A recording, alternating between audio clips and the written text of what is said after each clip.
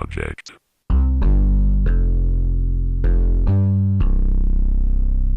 Expanding your mind. Our biggest threat is the Fed. Our biggest threat is the Fed. Our biggest threat is the Fed.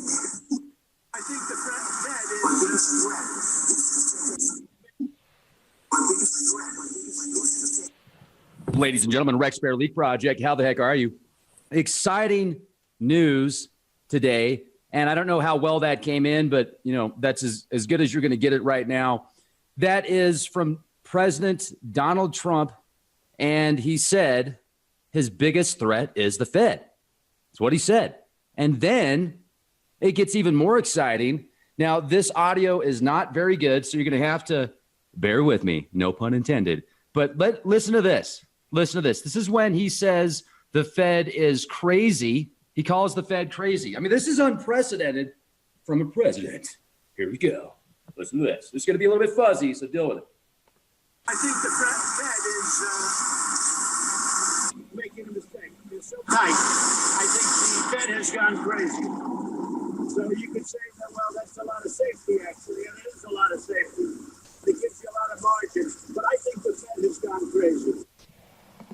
What did you say? I think the Fed is making a mistake. They're so tight. I think the Fed has gone crazy.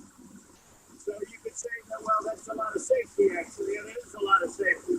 It gives you a lot of margin. But I think the Fed has gone crazy. Our biggest threat is the Fed. Our biggest threat is the Fed. Our biggest threat is the Fed. So, ladies and gentlemen, we're living in exciting times. Are we not? Is this not exciting? Well, I think it's exciting. Are we going to see what it's going to be like in the near future? Hey, maybe Donald Trump, maybe President Trump knows about the grand solar minimum also. President Trump has said he is going to pull out of the U.S. nuclear treaty with Russia. Yep, that's right. He's going to pull out of the U.S. treaty with Russia because he says they're not really playing ball anyway. So, wait a second here. Everything's freezing up on me. Stop freezing up on me. Hold on a second, folks. Things are getting strange. I can't even move my computer now. How exciting is that? I don't even know what it's showing right now. What video is even on? Is my video on? This is bizarre. So, ladies and gentlemen, I think that my computer is like totally froze up. I don't even know if I'm on anymore. But bizarre. Let me see if I can change this up here. There we go. Okay. A different image. Yes, we've got a different image. How about that? Then this is the headlines. Reuters TV, Trump calls Fed his biggest threat. You can read about it, Washington Post. It's all over the webs. It's all over Google. Just Google search it. And then he goes on to say the Federal Reserve is crazy. And I looked for the audio where he called them loco. I think it's on a Fox interview, but I couldn't confirm it because I couldn't find it. But there's several articles that came out that he said, yeah, he said they were loco also. But this is what I wanted to share with you. And let me see how. Yeah, this is live. This is live. How's the audio and video coming in, guys? It's really bizarre on my end. Okay, it looks like it's working. So things are fine. And for now anyway. So Trump says the U.S. is going to pull out of the nuclear treaty with Russia, where their intercontinental ballistic program, I think it's the INF treaty that he's going to pull out of, the INF treaty. And I want to bring up real quick that this podcast is brought to you in part by Noble Gold Investments. There's some great opportunities right now to convert your IRA or your 401 into precious metals. If you think now might be the time, I mean, if you've looked at the markets, if you're a little bit nervous, if you want to hedge against inflation, what's the best way to do that? A lot of people think precious metals. So Noble Gold Investments, free books, free material. Just click the links, Noble Gold Investments, let them know Leak Project sent you. They're even offering Trump coins right now. Go to TrumpCoin2020.com, use the code Leak Project, get a $5 discount. It is silver limited edition Trump coin, and it's shiny. So here's another thing that's very interesting, folks. What happens if Trump pulls out of this treaty that he's talking about doing? He's actually got his administration that's going out to Moscow, and supposedly they breached the contract or they breached the agreement. So that's why he is going to pull out. So here's what it says. President Donald Trump says he will pull the United States from the Intermediate Range Nuclear Forces Treaty with Russia. Trump says Moscow has violated the agreement but provides no details. The 1987 pact helps protect the security of the U.S. and its allies in Europe and the Far East. It prohibits the United States and Russia from possessing, producing, or test flying ground-launched cruise missiles with a range of 300 to 3,400 miles. You can read about that in the New York Post. And then if you want to compare, if you want to get into comparing sizes, yes, hold on a second. This is bizarre, man. My computer is just like gremlined out. You have no idea. So if you were to compare the arsenals of Russia versus the U.S., and let's leave China out of this for the moment. They're kind of the wild card here. They seem to have their microchips in many dips that it shouldn't be in. But hey, who am I to judge, right? So this right here, I'm just bringing the news. If you compare, go to Business Insider. Russia has this really cool new system called a Satan II, which can launch 10 to 15 hypersonic missiles that are, moving about 5 miles per second, something ridiculous like that. And I don't know how they're going to stop these things, but a bunch of nuclear tipped missiles from the Satan II missile. And, that's no big deal, right? Nothing big here. It's called here, let me show you right here. Let's take a look at this. We'll get to this in a moment. This is the biggest nuclear bomb that was ever produced. And it also exploded. The Soviet RDS-220 hydrogen bomb. This bad boy, I think, was 27 megatons? No, 50 megatons. It had a blast yield of 50 megatons. I mean, that's insane. So this right here is a map that's going to show you, if you go to outrider.org, this is a map that shows the effects of a nuclear explosion, and you just hit explore blast effects. Right now, let's see what menu we've got this thing using. Okay, so where'd that go? Oh, well, I had it set up earlier to where it was actually showing specifically this bomb exploding, and it was showing it on the map of New York, and it was over 9 million casualties.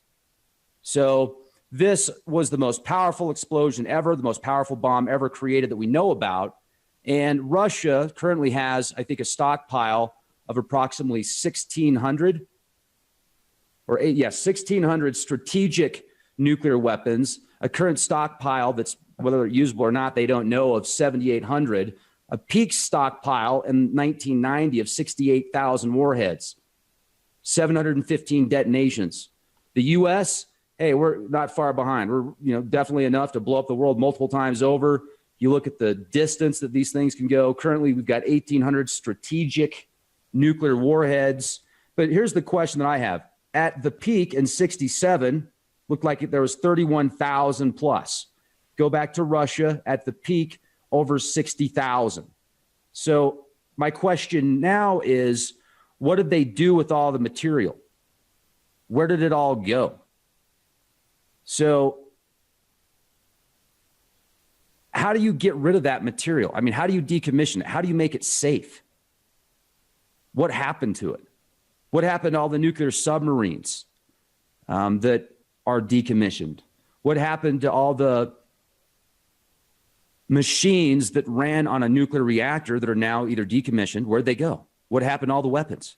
I mean, that's a pretty big jump from 68,000 to about 8,000. Not to mention the, 400 and something nuclear reactors around the world, the stockpiles of spent fuel rods, the sun and the position that we are in with our magnetosphere collapsing right now. Now, I've heard some of these facilities only have 2 weeks of backup. So if they run out of power, they've got enough to keep it cool for another 2 weeks. What happens if something gets so extreme people can't even get out there for 2 weeks or 3 weeks or 4 weeks? And now we're in a time where we're pulling out of nuclear treaties, tariffs. Someone said earlier, oh, it's just a game. It's just, the whole thing is presidency is just a puppet. He's just a puppet for an adult puppet show. Well, that's fine if you want to use that analogy. But what does it matter if the puppets have already been scripted and maybe they don't realize, and maybe they're not puppets. Maybe you're the puppet.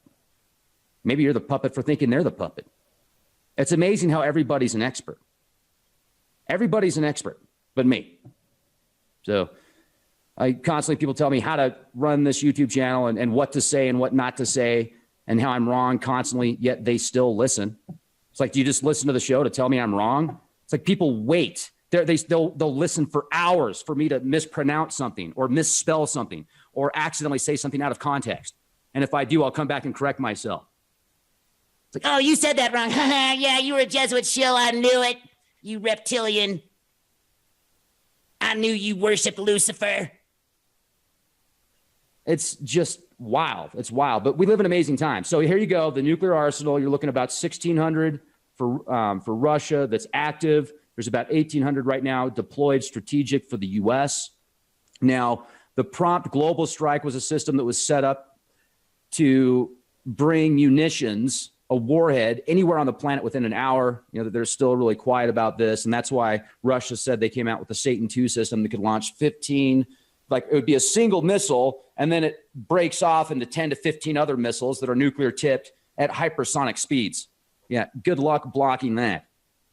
Good luck with that. So I don't know. I mean, what do you people think about all of this? What are your thoughts about these exciting times that we're in right now? Hacking the Matrix. Tweetproject.com